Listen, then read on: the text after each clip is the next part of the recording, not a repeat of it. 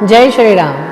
श्री ब्रह्मचैतन्य गोंदवलेकर महाराज यांच्या प्रवचन या पुस्तकातील आज 14 जुलैचं प्रवचन. गुरु सांगेल तेच साधन. परमार्थ म्हणजे काय हे तुम्हाला मी अगदी थोडक्यात सांगतो.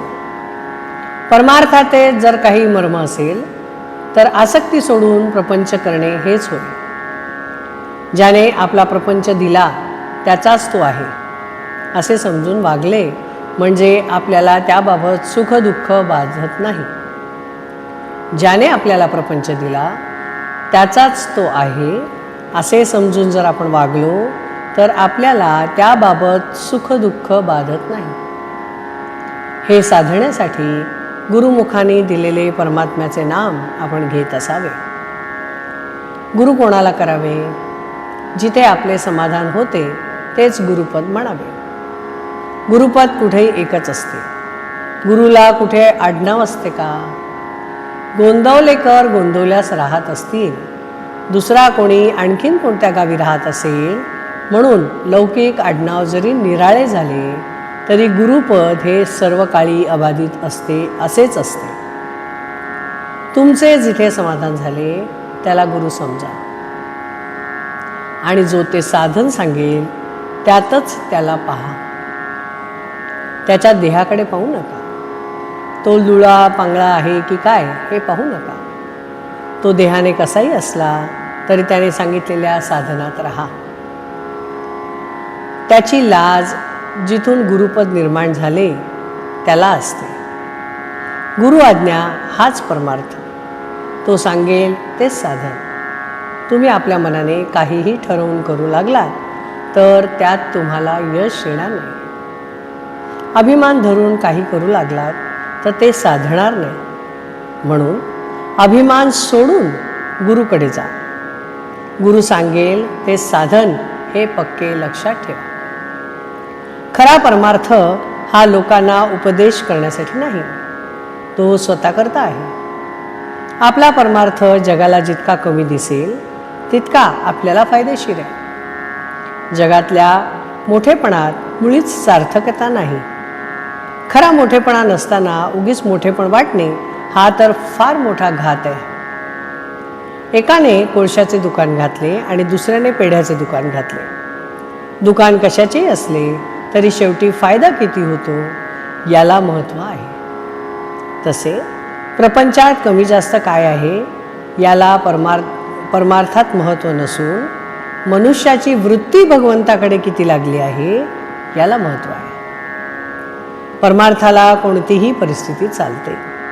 आपली वृत्ती मात्र स्थिर असली पाहिजे. एकीकडून मनाने संयमन आणि दुसरीकडून भक्तीचा जोर असला म्हणजे परमार्थ लवकर साधतो.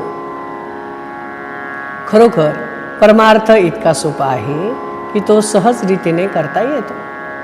पण गंमत अशी की तो सोपा आहे म्हणून कोणीच करत नाही. प्रपंच हा परमार्थाच्या आडकाठीसाठी नाही, तो परमार्थासाठीच आहे. हे पक्के लक्षात ठेवावे.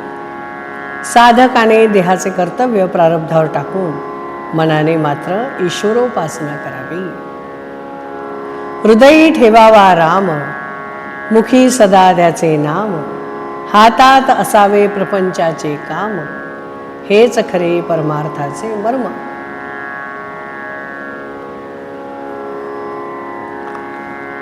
इसमें ऐसा बोला है कि जो गुरु आपको साधन बता रहे हैं वो साधन करना ही आपका कर्तव्य है. उसमें कोई भी शंका या कोई भी क्या बोलते हैं उसको, एक्सक्यूज़ देने की ज़रूरत नहीं है. जैसे आपको गुरु ने बताया है नामस्मरण करो और सारे संसार का भार मुझ पर छोड़ दो, आप नामस्मरण करो, बाकी मैं संभाल लूँगा. और परमार्थ जब हम लोग करते हैं तो परमार्थ के लिए कोई भी स्थिति सामान्य है. अगर जो प्रपंच हमको मिला है वो हमको प्रभु के इच्छा से ही मिला है, अगर हम लोग ऐसा समझ रहे हैं तो जो भी हो रहा है वो प्रभु की इच्छा से ही हो रहा है. तो हमें उसमें सुख या दुख करने की कोई ज़रूरत ही नहीं है. मैं ऐसा नहीं बोलती हूँ कि किसी बात का दुख नहीं होना चाहिए या सुख नहीं होना चाहिए। मैं मतलब महाराज ऐसा नहीं बोलते हैं कि किसी की बात मतलब दुख सुख होता है, लेकिन वो क्षण के लिए होना चाहिए। बाद में फिर से यही वृत्ति आनी चाहिए कि ये सब भगवान की इच्छा से हो रहा है, तो जैसे उसकी इच्छा, मुझे तो नामस्मरण करते जाना है और हमारा सांसारिक कर्तव्य करते जाना है। तो यही साधन, कितना आसान साधन है, ये गुरु ने हमको बोला है, लेकिन मुझे ऐसा लगता है कि ये बहुत आसान है, इसीलिए हम लोग नहीं करते हैं।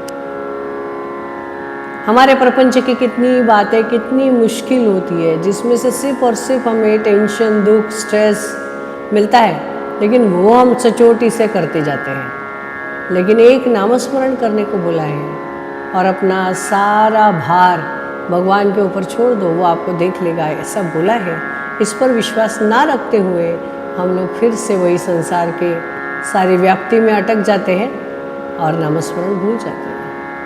तो गुरु ने किया हुआ साधन करना चाहिए। उन्होंने लास्ट में बोला है कि अपने हृदय में राम को रखिए, अपने मुंह में हमेशा राम का नाम रखिए और अपने प्रपंच का अपने हाथ में काम रखिए, और यही आपके परमार्थ जीवन का मर्म है। तो नामस्मरण कीजिए और खुश रहिए या फिर बिंदास रहिए, विदाउट टेंशन। गुरु पर छोड़ दीजिए और खुश रहिए। जय श्री राम। श्री राम जय जय राम। श्री राम जय जय राम। श्री राम जय जय राम। श्री राम जय जय राम। श्री राम जय जय राम। जय श्री राम। मी माझ्या यूट्यूब चॅनलवर कधीही असं म्हणत नाही की सबस्क्राईब करा, लाईक करा, शेअर करा, असं मी म्हणत नाही, कारण मी खरंच हे महाराजांवर सोडलेलं आहे। पण महाराज जेव्हा सांगतायत की जे काही आहे ते परमेश्वराच्या इच्छेने होतं आणि त्याच्यावर सोडून तुम्ही नामस्मरण करा आणि मोकळेपणाने राहा, तर ते मी वाचून दाखवते आहे। आज हा प्रवास सुरू झाला तेव्हा 60च सबस्क्रायबर होते, आता जवळपास मला वाटतं 475 वगैरे सबस्क्रायबर झालेले आहे। तर मला असं वाटत होतं की 475 जितक्या लोकांनी ॲटलिस्ट सबस्क्राईब केला आहे त्यांना तर हा यूट्यूब व्हिडिओ लगेच जातो, तर निदान तेवढे व्ह्यूज तरी असायला हवेत का? तितक्या लोकांनी तरी प्रवचन रेग्युलरली ऐकायला पाहिजे, अशी एक छोटीशी माझी अपेक्षा। बघा, परत मी अपेक्षा करते महाराजांची इच्छा। पण आजकालच्या माझ्या प्रवचनांना 4, 5, 6 असे व्ह्यूज येतात। अर्थात मी काही हे यूट्यूबमध्ये फेमस होण्यासाठी, मिलियन व्ह्यूज मिळवण्यासाठी वगैरे सुरू केलेलंच नाही आहे। मी सुरू केलेलं आहे कारण महाराजांनी सांगितलेलं आहे की काही ना काहीतरी पारमार्थिक गोष्टी ह्या लादून घेतल्या पाहिजेत। स्वतःला एक नियम लागण्यासाठी काही ना काहीतरी देवाचं नाव घेतलं पाहिजे। निदान या प्रवचनाच्या निमित्ताने 5 वेळा तरी मी मनापासून देवाचं नाव घेते आहे ना, बस तेवढ्यासाठी मी हे सुरू केलेलं आहे। पण मला तुम्हाला नम्र विनंती करायची आहे की एक 5 मिनिटाचं प्रवचन आहे, निदान तेवढं रोज ऐका। जय श्रीराम।